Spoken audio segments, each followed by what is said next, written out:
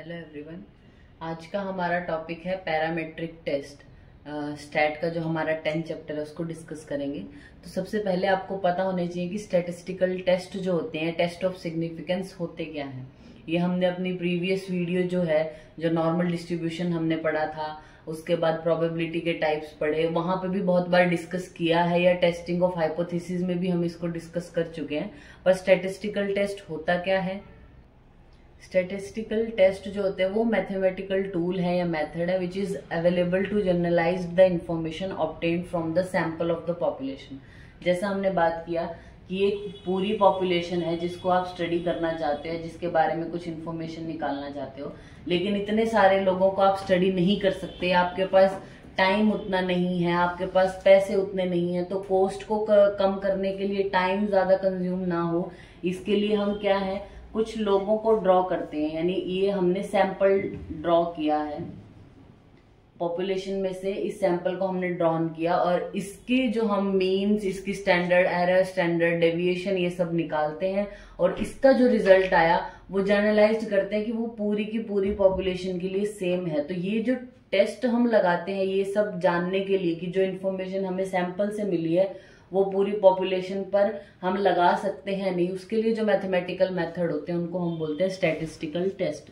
तो statistical test जो होते हैं वो दो तरीके के हैं। स्टैटिस्टिकल टेस्ट जो है वो दो तरीके के होंगे हमारे, पैरामेट्रिक और नॉन पैरामेट्रिक। ठीक है, इस वीडियो में हम जो है वो पैरामेट्रिक को स्टार्ट करेंगे। तो पैरामेट्रिक, जब हमें डिफरेंस जानना होता है किसी भी चीज का, तो उसके लिए जो टेस्ट लगते हैं, फर्स्ट इज टी टेस्ट, एक होता है हमारा जेड टेस्ट और एक होता है अनोवा टेस्ट। ठीक है, अनोवा टेस्ट को हम एफ टेस्ट भी बोलते हैं और टी टेस्ट को हम स्टूडेंट टेस्ट भी बोलते हैं, या स्टूडेंट टी टेस्ट या फिर स्टूडेंट टेस्ट।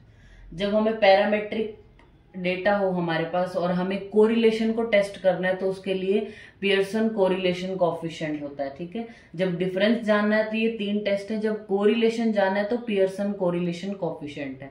और नॉन पैरामेट्रिक टेस्ट में जो जो आते हैं, जैसे कि हमें अगर डिफरेंस जानना हो तो उसके लिए मैन विटनी टेस्ट है, विल्कोक्सन पेयर टेस्ट है, कैंडल टेस्ट है, काई स्क्वायर टेस्ट है, फिशर एग्जैक्ट टेस्ट। वो हम अपनी जो वीडियो पढ़ेंगे नॉन पैरामेट्रिक, वहां पे उनको डिटेल में समझेंगे। अभी हम ये जो तीन टेस्ट हैं यानी जो पैरामेट्रिक है उनको डिस्कस करेंगे। इससे पहले जो हमारा इंट्रोडक्शन चल रहा था, मतलब स्टैटिस्टिकल टेस्ट क्या है, उसके टाइप हमने पढ़ लिए। दूसरा होता है कि हमें स्टैटिस्टिकल टेस्ट अप्लाई कैसे करना है। मतलब हमारे पास कोई डेटा है तो हमें टी टेस्ट अप्लाई करना है कि जेड टेस्ट अप्लाई करना है, ये हमें कैसे पता चलेगा। फर्स्ट जो पैरामीटर है उसके लिए, first is type of information.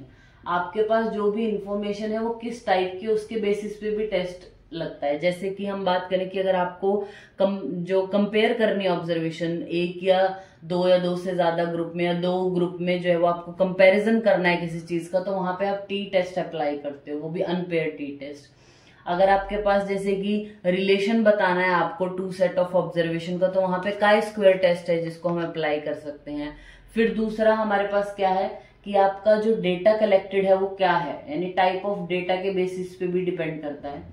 Type of data, जैसे कि अगर क्वांटिटेटिव है तो आप टी टेस्ट करोगे, यानी जो भी पैरामेट्रिक टेस्ट है मोस्टली वो क्वांटिटेटिव के लिए है, और क्वालिटेटिव वाले के लिए काई स्क्वायर टेस्ट है। फिर है size of the sample, sample size क्या है उसके बेसिस पे भी टेस्ट लगेंगे। जैसे कि अगर सैंपल साइज लेस देन 30 हुआ, लेस देन 30 है तो हम टी टेस्ट लगाते हैं नॉर्मली, और मोर देन 30 है तो जेड टेस्ट लगाते हैं। ऐसा नहीं है कि लेस देन 30 पे जेड टेस्ट नहीं लगा सकते, पर ये नॉर्मल बात करें कि नॉर्मली ऐसा ही हम फॉलो करते हैं। तो हम जो पैरामेट्रिक टेस्ट हैं, पैरामेट्रिक टेस्ट को डिटेल में पढ़ते हैं। अब हम पैरामेट्रिक टेस्ट, जैसा हमने बात किया अभी कि पैरामेट्रिक टेस्ट वो टेस्ट है जब वो कब अप्लाई करेंगे, जब आप एज्यूम करते हो कि आपने जो भी सैंपल लिया है वो नॉर्मल डिस्ट्रीब्यूशन को फॉलो करता है, बायनोमियल डिस्ट्रीब्यूशन का, पॉइजन डिस्ट्रीब्यूशन को एज्यूम करते हो आप कि वो उसको फॉलो करता होगा, इसलिए आपने उसके ऊपर पैरामेट्रिक टेस्ट लगाई। ये क्वालिटेटिव और क्वांटिटेटिव दोनों टाइप के डेटा के लिए लग सकते हैं, लेकिन मोस्टली याद रखना क्वांटिटेटिव डेटा के लिए ही ये होता है। ठीक है, लेकिन क्वालिटेटिव के लिए भी लगता है, वो हम आगे पढ़ेंगे। तो सबसे पहले हम इनमें बात करते हैं जेड टेस्ट की। जेड टेस्ट, ये इसको नॉर्मेलिटी टेस्ट भी बोलते हैं या फिर लार्ज सैंपल टेस्ट भी बोलते हैं। जब आपका सैंपल साइज ज्यादा हो तब आपको जेड टेस्ट लगाना चाहिए, मोर देन 30। और ये टेस्ट क्वालिटेटिव और क्वांटिटेटिव दोनों डेटा के लिए लगता है। और इसके एजम्पशंस क्या हैं, जब भी आप कोई टेस्ट पढ़ोगे, अभी पैरामेट्रिक भी आएंगे, नॉन पैरामेट्रिक, तो सबसे पहले आपको उसके एजम्पशंस पता होने चाहिए। मतलब कि आपको ये पता होना चाहिए वो टेस्ट आप कब अप्लाई करोगे, क्या क्या उसके लिए आपको पहले इंफॉर्मेशन चाहिए, यानी वो टेस्ट किस किस कंडीशन में लगेगा, क्या क्या एजम्पशन है उसके लिए। तो जेड टेस्ट के लिए क्या एजम्पशन है, the sample must be drawn independently from the same population and the sample size must be sufficiently large. दो चीजें कवर करना चाहिए, फर्स्ट वो इंडिपेंडेंटली ड्रॉन किया हो और सफिशिएंटली लार्ज सैंपल साइज हो, तब आपको जेड टेस्ट अप्लाई करना है। अब हम बात करते हैं, जब हम जेड टेस्ट अप्लाई करते हैं फॉर वन सैंपल टेस्ट, आपके पास एक ही सैंपल है, एक सैंपल पॉपुलेशन है, मतलब कि आपके पास एक ही ग्रुप है, उसके लिए आपको जेड टेस्ट अप्लाई करना है। तो वो कब अप्लाई करोगे, to test the significance of difference between a sample mean and a known value of population. z is equal to, आपके पास पॉपुलेशन की जो वैल्यू है वो पता है और आपके सैंपल का जो वैल्यू निकली है वो पता है आपको, तो आप देखते हो कि वो सिग्निफिकेंट है या नहीं, मतलब दोनों में कुछ फर्क है या नहीं है। तो उसके लिए क्या फॉर्मूला है, x bar minus mu divide by SE, that is sample mean, जो अभी आपके सैंपल का निकला है मीन वो, माइनस पॉपुलेशन का जो मीन है और divide by standard error of the sample mean. दूसरा क्या है हमारे पास फॉर्मूला, दूसरा है हमारे पास कि to test the significance of difference between two sample mean और between the experimental sample mean और कंट्रोल। जब आपके पास दो ग्रुप होंगे तभी भी जेड टेस्ट लग सकता है। तो जब सिंगल ग्रुप है तभी हमने आपको बताया, जब दो ग्रुप होंगे तो Z is equal to observed difference between the two sample mean, जो आपके सैंपल हैं दोनों उनके बीच का जो मीन है ऑब्जर्व्ड जो आया है वो, divide by standard error of the difference between the sample mean. ठीक है, वो फॉर्मूला है।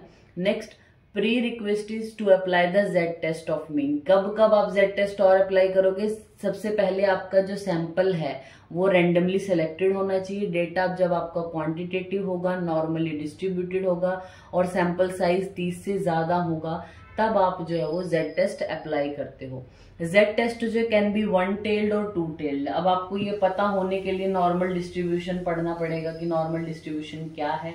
तो नॉर्मल डिस्ट्रीब्यूशन की जो वीडियो है आप उसको देख सकते हैं अगर आपको वो नहीं पता है तो। वन टेल्ड और टू टेल्ड जेड टेस्ट क्या है, जैसे जो नॉर्मेलिटी कर्व है हमारा, या नॉर्मल डिस्ट्रीब्यूशन जो कर्व है वो बेल शेप्ड होता है, हमें पता है। ठीक है, तो उसमें क्या करते हैं, ये मीन है बीच में, सेंटर में जो होता है वो मीन है, और मीन के ये 1 स्टैंडर्ड डेविएशन और ये 2 स्टैंडर्ड डेविएशन, ये एग्जैक्ट कहें तो 1.96 ये प्लस का। तो यहां तक हम क्या बोलते हैं कि 95% ऑब्जर्वेशन इतने में आनी चाहिए। ठीक है, 95 इधर आ गई तो मतलब 5% रह गई, तो 2.5% ऑब्जर्वेशन राइट साइड में होती हैं और 2.5% होती हैं जो लेफ्ट साइड में होती हैं। राइट और लेफ्ट साइड में 2.5% ऑब्जर्वेशन यहाँ रह जाती हैं और 2.5% ऑब्जर्वेशन यहाँ। जब आपको एक ही तरफ की आइदर राइट साइड और आइदर लेफ्ट साइड के ऑब्जर्वेशन को देखना है, मतलब प्रोबेबिलिटी जाननी है, अब 95% जो ऑब्जर्वेशन है वो यहाँ लाई कर रही है, लेकिन अब आपको इस 2.5% की जो प्रोबेबिलिटी चाहिए, तब इसको हम बोलेंगे वन टेल्ड। जब आपको दोनों तरफ की प्रोबेबिलिटी जाननी है, ये जो 2.5 और 2.5, उसको हम बोलते हैं टू टेल्ड। अब इसको हम एक एग्जाम्पल से समझते हैं। जेड टेस्ट को समझने के लिए हम एग्जाम्पल यहाँ पे लेते हैं।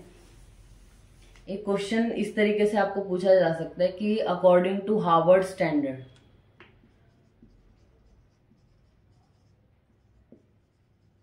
हार्वर्ड स्टैंडर्ड के अकॉर्डिंग उन्होंने क्या बताया कि जो मीन बर्थ वेट है, मीन बर्थ वेट वो कितना बताया न्यूबॉर्न का, 3.5 kg।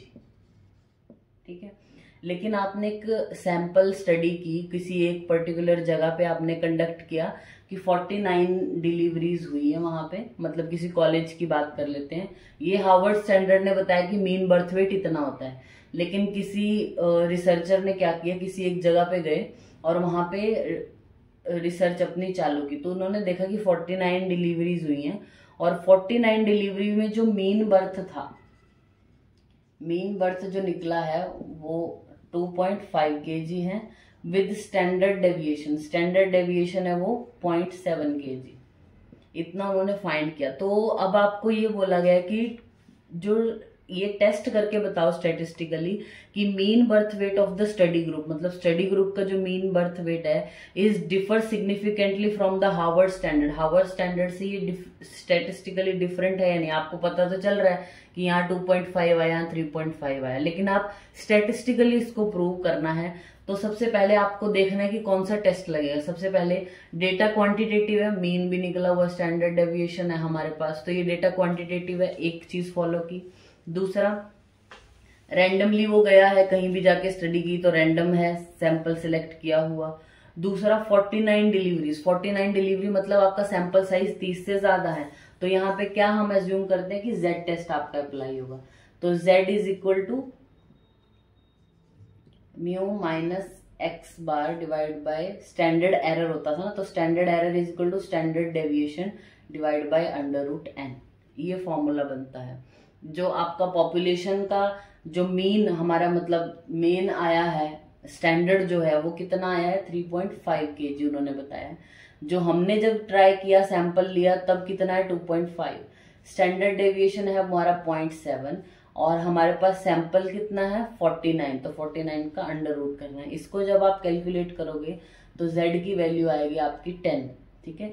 तो अब ये Z की जो कैलकुलेटेड वैल्यू है, ये आप सिग्निफिकेंस इसका लेवल चेक करोगे कि कितने सिग्निफिकेंस लेवल पर ये आती है। ये हमने आपको बताया था कि जब भी आप कोई भी स्टैटिस्टिकल टेस्ट अप्लाई करते हो, जैसे आपने Z टेस्ट अप्लाई किया तो Z के लिए टेबल अलग होती है जिसमें आपको स्टैंडर्ड डेविएशन और ये सब देखना रहता है।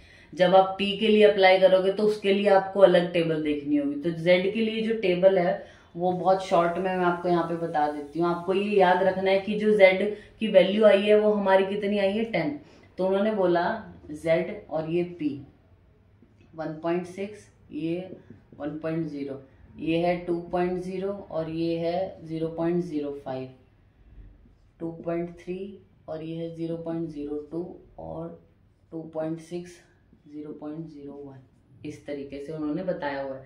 तो अब आप देखिए, जब हम Z की वैल्यू देखते हैं, Z की वैल्यू 10 है, मतलब इन सबसे तो ज्यादा ही है, तो जो स्टेटिस्टिकली सिग्निफिकेंट कैसे आया रिजल्ट कि आपका P वैल्यू कितनी आ गई है, इतनी, मतलब P वैल्यू 0.01 होने पे भी Z की वैल्यू जो हमने Z कैलकुलेट किया है it is higher than the table value. Table value से आपका Z बड़ा आया है, दैट मीन्स P का सिग्निफिकेंस लेवल अब यहाँ पे आप चेक कर सकते हो कितना है 0.01। तो हमने आपको वो जो वीडियो हमने पढ़ी थी हाइपोथेसिस वाली उसमें बताया था कि 0.05 से अगर P छोटा है आपका दैट मीन्स स्टेटिस्टिकली सिग्निफिकेंट है, 0.1 हो गया तो थोड़ा और सिग्निफिकेंट है, और 0.001 है दैट इज हाईली सिग्निफिकेंट आ जाता है। तो यहाँ पे सिग्निफिकेंस लेवल आ गया, दैट मीन्स कुछ ना कुछ डिफरेंस तो है, यानी आपकी जो हाइपोथेसिस है, यानी जो आपने शुरू में हाइपोथेसिस लेके चली थी, जब भी आप कोई ये रिजल्ट निकालते हो सबसे पहले हाइपोथेसिस बनाना होता है। तो हाइपोथेसिस हमने ये बनाई थी कि मीन वेट जो न्यूबॉर्न का सैंपल स्टडी का निकला है और हार्वर्ड सिस्टम का वो इक्वल है, कोई डिफरेंस नहीं है उनमें। H1 यानी अल्टरनेट हाइपोथेसिस बनाई थी कि इक्वल नहीं है, कुछ तो फर्क है। तो हमने जब देखा कि जो हमारी कैलकुलेटेड वैल्यू है वो टेबल वैल्यू से ज्यादा है, दैट मीन्स कि नल हाइपोथेसिस रिजेक्ट होगी, यानी उनमें वो इक्वल नहीं है, दोनों का मीन वेट जो है उनमें कुछ ना कुछ डिफरेंस है। तो ये है हमारा Z टेस्ट। अब इस तरीके से आपको ये दिया है क्वांटिटेटिव डेटा, आपको मीन दिया है, स्टैंडर्ड डेविएशन दिया है, लेकिन अगर आपको ऐसा वैल्यू प्रोपोर्शन में हो तब आपके लिए क्या Z का फॉर्मूला हो जाएगा वो हम देखते हैं। जब आपके पास वन सैंपल के लिए, एक ही सैंपल के लिए आपको प्रोपोर्शन में निकालना है तब, यानी क्वालिटेटिव डेटा के लिए जब दिया हो Z is equal to P minus small p divide by under root PQ divide by N, मतलब P क्या है, पॉपुलेशन की परसेंटेज जो भी आई, स्मॉल p है आपके सैंपल की जो भी परसेंटेज आई होगी, और P जो होता है हमारा सैंपल परसेंटेज है, और Q 100 माइनस P, ठीक है। N होता है उसका सैंपल साइज। तो जब आपको क्वालिटेटिव डेटा दिया होगा तो ये फॉर्मूला है। जब हम वन ग्रुप की बात करें, याद रखना वन ग्रुप के लिए ये फॉर्मूला है। और जब आपके पास क्वांटिटेटिव डेटा है तो इसके लिए हमने बताया ही आपको standard deviation divide by under root N, या इसको स्टैंडर्ड है ऐसे भी लिख सकते हो आप, mu minus x bar divide by S E. ये वन ग्रुप के लिए है। जब हम बात करते हैं टू ग्रुप के लिए तो ये क्या हो जाएगी value, z is equal to x1 minus x2 bar divide by under root s1 square divide by n1 plus s2 square divide by n2। ये जब आपके पास दो ग्रुप होंगे और डेटा क्वांटिटेटिव होगा, ठीक है। जब क्वालिटेटिव डेटा होगा तब आपको क्या करना है, z is equal to p1 minus p2 divide by p1 q1 divide by n1 plus p2 q2 divide by n2 और पूरे का स्क्वायर रूट, इस तरीके से। तो क्वांटिटेटिव डेटा के लिए ये और ये फॉर्मूला है। जब एक ग्रुप होगा तो ये लगेगा, दो ग्रुप होंगे तो ये। क्वांटिटेटिव ये क्वालिटेटिव के लिए है, याद रखना, मतलब प्रोपोर्शन वाला, ये क्वालिटेटिव और ये क्वांटिटेटिव, उसके लिए ये फॉर्मूला लगेगा। तो ये आपको जेड टेस्ट के बारे में जो है वो याद रखना है। जेड टेस्ट जब भी आप अप्लाई करोगे, किन किन चीजों की रिक्वायरमेंट है। आपका जो सैंपल है वो रैंडमली सिलेक्टेड होना चाहिए, नॉर्मल डिस्ट्रीब्यूशन को फॉलो करने वाला होना चाहिए, सैंपल साइज ज्यादा होगा तब अप्लाई होना चाहिए, ठीक है। और ये वन टेल्ड और टू टेल्ड भी होता है, क्वालिटेटिव और क्वांटिटेटिव दोनों तरीके के डेटा के लिए लगता है। एक और दो ग्रुप दोनों में आप इसको लगा सकते हो। ये चीजें फॉलो करेंगे तो हमारा जेड टेस्ट अप्लाई होगा, और इसके फॉर्मूलाज हैं जो आपको याद रखने चाहिए, ठीक है। ये हो गया हमारा जेड टेस्ट। नेक्स्ट वीडियो में हम अपने टी टेस्ट की डिटेल्स के बारे में पढ़ेंगे। Thank you.